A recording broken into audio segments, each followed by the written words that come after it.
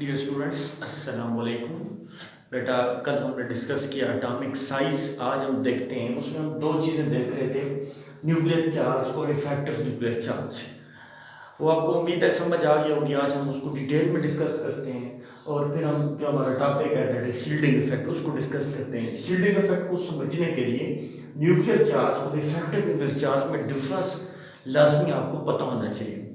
क्योंकि कल के टॉपिक से पहले भी आपको पता होना चाहिए था, लेकिन उसमें मैंने उससे पहले आपको एक्सप्लेन कर दिया था। आज हम उसको डिटेल से डिस्कस करते हैं। देखिए बेटा, आप ये समझिए कि ये दो एटम्स हैं। इसका एटॉमिक नंबर लेट्स सपोज मैं कहता हूँ 3 है और इसका एटॉमिक नंबर लेट्स सपोज मैं कहता हूँ इसका 10 है। तो ये आपके पास दो एटम्स हैं, इसका एटॉमिक नंबर 3 है, इसका एटॉमिक नंबर 10 है, इसका एटॉमिक नंबर मैं कहता हूँ 11 है। तो देखिए, अगर आपके पास एटॉमिक नंबर 3 है तो उतने ही क्या होंगे प्रोटॉन्स। जितना उसका एटॉमिक नंबर होता है उसमें उतने ही प्रोटॉन्स होते हैं। तो प्रोटॉन्स की तादाद कितनी होगी?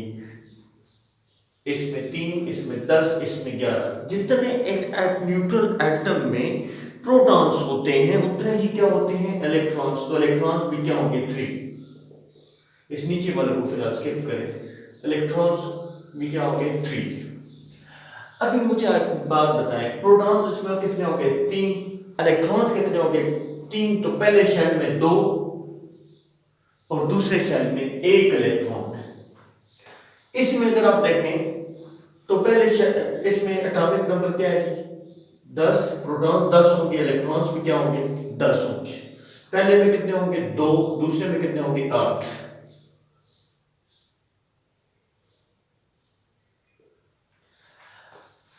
इसका एटॉमिक नंबर क्या है 10 ही इसमें क्या है प्रोटॉन्स। अभी इन दोनों का मवासना किया जाए तो इसमें 3 प्रोटॉन्स हैं, इसमें 10 प्रोटॉन्स हैं। न्यूक्लियर चार्ज किस में ज्यादा है? न्यूक्लियर चार्ज मीन न्यूक्लियस में मौजूद चार्ज पार्टिकल्स। न्यूक्लियस में मौजूद चार्ज पार्टिकल्स प्रोटॉन्स ही होते हैं। आपको पता है न्यूक्लियस में प्रोटॉन्स होते हैं या न्यूट्रॉन्स होते हैं? न्यूट्रॉन्स तो हुए न्यूट्रल। प्रोटॉन्स पे कौन सा चार्ज होता है? पॉजिटिव चार्ज होता है।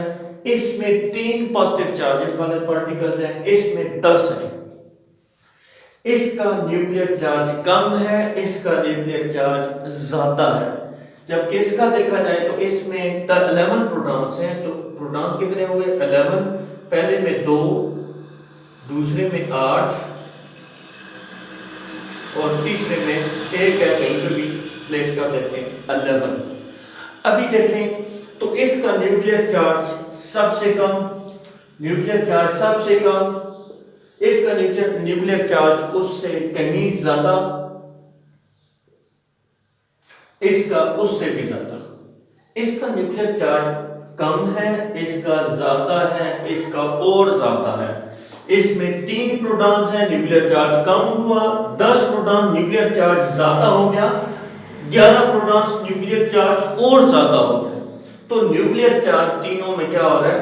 बढ़ रहा है। लेकिन इफेक्टिव न्यूक्लियर चार्ज क्या होता है? कल मैंने आपको बताया है कि आउटर मोस्ट शेल के इलेक्ट्रॉन्स को न्यूक्लियर चार्ज जितना स्ट्रांगली ग्रिप कर सकता है वो उसका इफेक्टिव न्यूक्लियर चार्ज होता है। कि न्यूक्लियर चार्ज इफेक्टिव कितना है। Nuclear charge outermost shell के इलेक्ट्रॉन्स को, देखिए सबसे मुश्किल कौन से इलेक्ट्रॉन्स को अट्रैक्ट करना होता है? जो सबसे बाहर हैं, क्योंकि वो न्यूक्लियस से दूर हैं। उनको अट्रैक्ट करने की सलाहियत न्यूक्लियर चार्ज की आउटर मोस्ट शेल के इलेक्ट्रॉन्स को अट्रैक्ट करने की सलाहियत क्या बोलती है, क्या कहलाती है? Effective nuclear charge. अभी देखें न्यूक्लियर चार्ज इसका 3, इसका 10, इसका कम, इसका ज्यादा है। इसका न्यूक्लियर चार्ज उससे भी ज्यादा है। लेकिन इफेक्टिव न्यूक्लियर चार्ज को अगर आप देखें तो वैलेंस शेल के इलेक्ट्रॉन किस शेल में? दूसरे में। तो देखें यहां पे 10 प्रोटॉन्स दूसरे शेल के इलेक्ट्रॉन जो उसके करीब ही पाए जाते हैं उसको काफी स्ट्रांगली ग्रिप कर रहे होंगे। 10 प्रोटॉन्स क्योंकि इलेक्ट्रॉन्स कहां ऐड हुए हैं? दूसरे शेल में ही। तो ये उनको काफी स्ट्रांगली अट्रैक्ट कर रहे होंगे। इसके बरक्स अगर इसको देखा जाए तो वैलेंस शेल का इलेक्ट्रॉन उससे बाहर वाले शेल में चला गया, तो यहां से अट्रैक्ट करना, देखें ये जो है लेंथ ये ज्यादा है या ये लेंथ ज्यादा है, यहाँ अट्रैक्ट करना मुश्किल है या यहाँ अट्रैक्ट करना मुश्किल है। तो बेटा यहाँ चूंकि दूर चले गए वैलेंस शेल का इलेक्ट्रॉन, उसको अट्रैक्ट करना मुश्किल है, उसको कम अट्रैक्ट कर पाएगा न्यूक्लियस, जिसे कहेंगे इफेक्टिव न्यूक्लियर चार्ज कम हो गया है। इफेक्टिव न्यूक्लियर चार्ज यहाँ कम है, इफेक्टिव न्यूक्लियर चार्ज यहाँ बहुत ज्यादा है। डिफरेंस सिर्फ एक प्रोटॉन का है। तो इफेक्टिव न्यूक्लियर चार्ज क्या है कि न्यूक्लियस आउटर मोस्ट शेल के इलेक्ट्रॉन को कितना स्ट्रांगली ग्रिप कर रहा है। तो ये एटम टू एटम डिपेंड करता है कि वैलेंस उसके इलेक्ट्रॉनिक डिस्ट्रीब्यूशन पे भी डिपेंड कर रहा है। अगर तो न्यूक्लियस के करीब है इलेक्ट्रॉन्स, वो स्ट्रांगली ग्रिप करेंगे तो इफेक्टिव न्यूक्लियर चार्ज भी ज्यादा होगा, न्यूक्लियर चार्ज भी ज्यादा होगा। अब इसमें देखें, इसका न्यूक्लियर चार्ज 10 है, इसका 11 है। किसका न्यूक्लियर चार्ज ज्यादा है? इसका। न्यूक्लियर चार्ज इस एटम का ज्यादा है, जबकि इफेक्टिव न्यूक्लियर चार्ज इस एटम का ज्यादा है। इफेक्टिव न्यूक्लियर चार्ज किस एटम का ज्यादा है? इफेक्टिव न्यूक्लियर चार्ज इस एटम का ज्यादा है, जबकि न्यूक्लियर चार्ज इस एटम का ज्यादा है।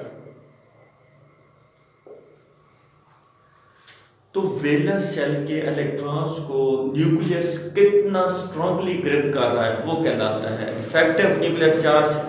न्यूक्लियस में मौजूद प्रोटॉन्स कितने हैं वो क्या कहलाता है? Nuclear charge. तो दो बातें दोबारा एक्सप्लेन कर रहा हूं। Nuclear charge simply number of protons present in the nucleus. Greater the number of protons greater is the nuclear charge. लेकिन इफेक्टिव न्यूक्लियर चार्ज में ऐसा नहीं होगा। Greater the number of neutrons greater is the effective nuclear charge, ऐसा नहीं है। वहां पे ऐसा है लेकिन यहां पे ऐसा नहीं है, क्योंकि अगर इलेक्ट्रॉन न्यूक्लियस से दूर चले जाते हैं तो न्यूक्लियर चार्ज बढ़ने के बावजूद वो उन इलेक्ट्रॉन्स को जो दूर इलेक्ट्रॉन्स मौजूद हैं अट्रैक्ट करना मुश्किल होगा, जिसकी वजह से वो इतना स्ट्रांगली अट्रैक्ट नहीं कर पाएगा। तो इफेक्टिव न्यूक्लियर चार्ज कम होगा। न्यूक्लियर चार्ज आप समझे आपके अब्बा जी हैं, तो आपके अब्बा जी तो माशाल्लाह स्ट्रांग हैं, लेकिन वो आप उसके करीब हैं तो वो आपको सही ग्रैब कर पाएंगे, उनकी ताकत बड़ी स्ट्रांग होगी। लेकिन देखें आप अगर करीब होंगे तो वो अब्बा जी जो है वो काफी स्ट्रांगली ग्रैब कर पाएंगे, लेकिन आप भी दूर चले गए, उनकी आंखों से थोड़ा सा ओझल हो गए, दरमियान में इलेक्ट्रॉन्स आ गए, तो ये उतना स्ट्रांगली ग्रैब नहीं कर पाएंगे। तो आपके अब्बा जी का जो दहशत है वो इफेक्टिव कितनी है वो तब पता चलेगा जितने आप उनके करीब होंगे। जब करीब होंगे तो आपका जो न्यूक्लियर चार्ज है उसका इफेक्ट ज्यादा है, तो वो कहलाएगा effective nuclear charge. Effective nuclear charge जब आप दूर हैं तो वही इफेक्टिव न्यूक्लियर चार्ज कम हो गया है, जब आप अपने अब्बा जी के करीब हैं तो वही इफेक्टिव न्यूक्लियर चार्ज ज्यादा हो गया है। जबकि उनका न्यूक्लियर चार्ज तो सेम ही है, उनकी ताकत सेम ही है, सिर्फ जब आप करीब होते हैं तो वो उसकी जो स्ट्रेंथ है वो ज्यादा होती है, अट्रैक्शन ज्यादा होती है, उसका इफेक्ट ज्यादा होता है। जब आप दूर हो जाते हैं तो वो इतने इफेक्टिव नहीं रहते, फिर आप डॉज कर सकते हैं। अब हम आते हैं अपने टॉपिक शील्डिंग इफेक्ट की जानिब। शील्डिंग इफेक्ट क्या है? Shielding effect effective nuclear charge को कम कर रहा होता है। तो वो कैसे कम कर रहा होता है देखते हैं। लेट्स सपोज ये आपके पास एक एटम है, इसमें number of protons number of electrons देखें,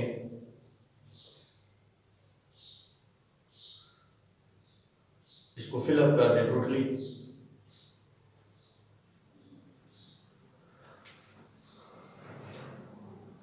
ये बेटा ये जो पहले शेल के इलेक्ट्रॉन्स हैं इनको तो न्यूक्लियस अट्रैक्ट कर रहे हैं। कितने इलेक्ट्रॉन्स होंगे? 8 8 16 तो 18 प्रोटॉन्स कितने होंगे? 18 18 ही क्या होंगे? इलेक्ट्रॉन्स।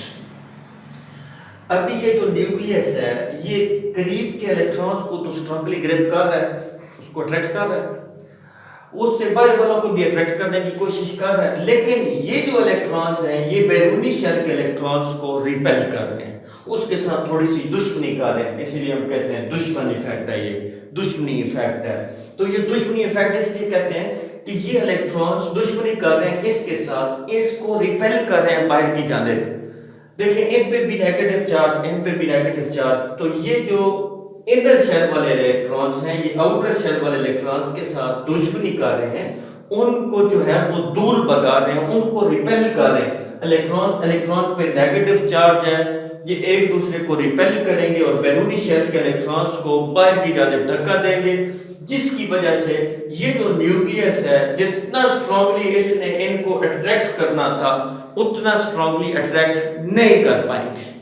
जब उतना स्ट्रांगली अट्रैक्ट नहीं कर पाएंगे तो जो न्यूक्लियस है जितना स्ट्रांगली अट्रैक्ट करता है वो उसका कौन सा चार्ज होता है, कौन सा न्यूक्लियर चार्ज होता है, इफेक्टिव न्यूक्लियर चार्ज। जबकि ये जो आपके पास इनर शेल के इलेक्ट्रॉन्स हैं ये वैलेंस शेल के इलेक्ट्रॉन्स को रिपेल करते हैं, उनके साथ दुश्मनी करते हैं, उनको अब्बा जी से अट्रैक्ट होने की उनको कहते हैं ये अट्रैक्ट ना हो पाए, उनके साथ दुश्मनी करते हैं। तो ये जो इलेक्ट्रॉन्स हैं इनको ये जो इलेक्ट्रॉन्स हैं ये वैलेंस शेल के इलेक्ट्रॉन्स को न्यूक्लियस की जानिब अट्रैक्ट नहीं होने देते। ये जो इफेक्ट है इसे शील्डिंग इफेक्ट कहते हैं या स्क्रीनिंग इफेक्ट कहते हैं कि इन इलेक्ट्रॉन्स ने शील्ड बना ली है और ये बाहर वाले इलेक्ट्रॉन्स को न्यूक्लियस की जानिब अट्रैक्ट नहीं होने देंगे। ये जो decrease in force of attraction है, ये जो decrease in force of attraction है between the nucleus and the valence shell electrons due to these intervening due to these inner electrons. ये जो इनर इलेक्ट्रॉन्स हैं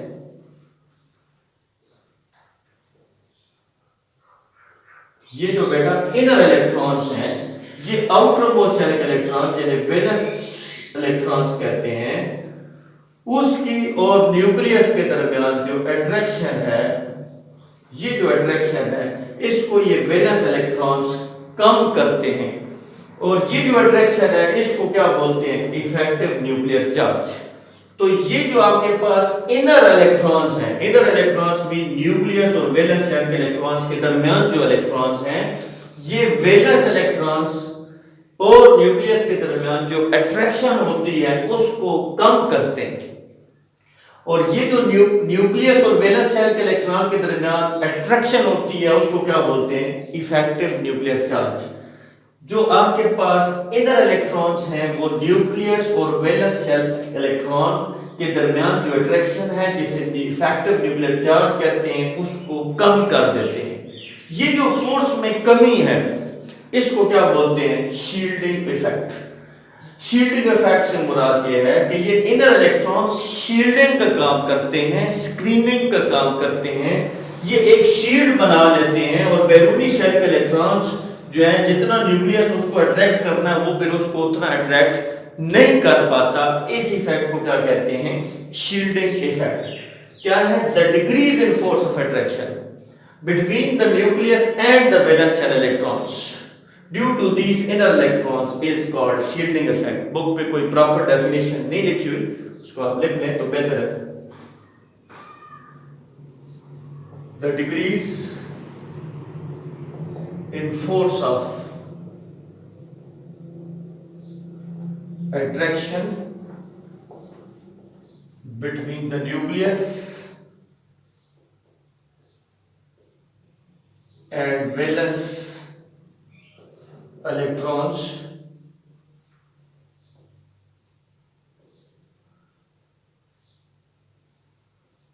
due to repulsion of inner shell electrons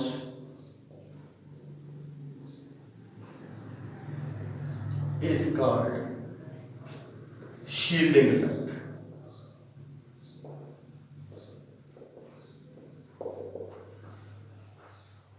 ये जो force में कमी है, किस फोर्स में, इस न्यूक्लियस इस पॉजिटिव न्यूक्लियस और एक वैलेंस शेल के इलेक्ट्रॉन्स के दरमियान जो फोर्स है उसमें कमी का सबब ये शील्ड है जो ये इनर शेल इलेक्ट्रॉन्स बना रहे हैं। इनर शेल इलेक्ट्रॉन्स क्या कर रहे हैं, वैलेंस शेल के इलेक्ट्रॉन्स को रिपेल कर रहे हैं, उसके साथ दुश्मनी कर रहे हैं। इस इफेक्ट को क्या कहेंगे, शील्डिंग इफेक्ट।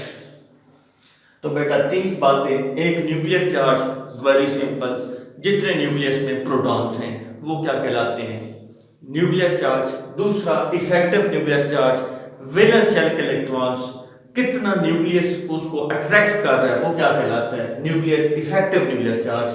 ऐसा न्यूक्लियर चार्ज जिसकी वजह से इफेक्ट प्रोड्यूस हो रहा हो, यानी कि आउटर मोस्ट शेल के इलेक्ट्रॉन्स को अट्रैक्ट किया जा रहा हो, उसमें मैंने एग्जांपल इसलिए दी ताकि आपको समझ आ सके कि what is the difference between nuclear charge and effective nuclear charge. देखें यहाँ न्यूक्लियर चार्ज 10 है, यहाँ न्यूक्लियर चार्ज 11 है। न्यूक्लियर चार्ज यहाँ कम है, यहाँ ज्यादा है। इफेक्टिव न्यूक्लियर चार्ज इधर ज्यादा है क्योंकि ये इसके इलेक्ट्रॉन्स करीब है, और इधर इफेक्टिव न्यूक्लियर चार्ज उसकी निस्बत कम है।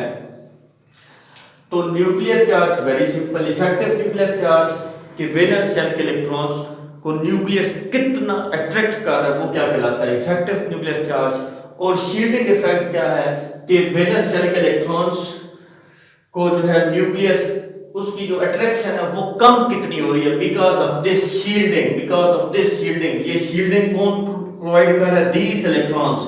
किस तरह वैलेंस शेल के इलेक्ट्रॉन्स को रिपेल करके, ताकि न्यूक्लियस उनको उतना स्ट्रांगली ग्रिप ना कर सके। This is known as shielding effect. Thank you very much.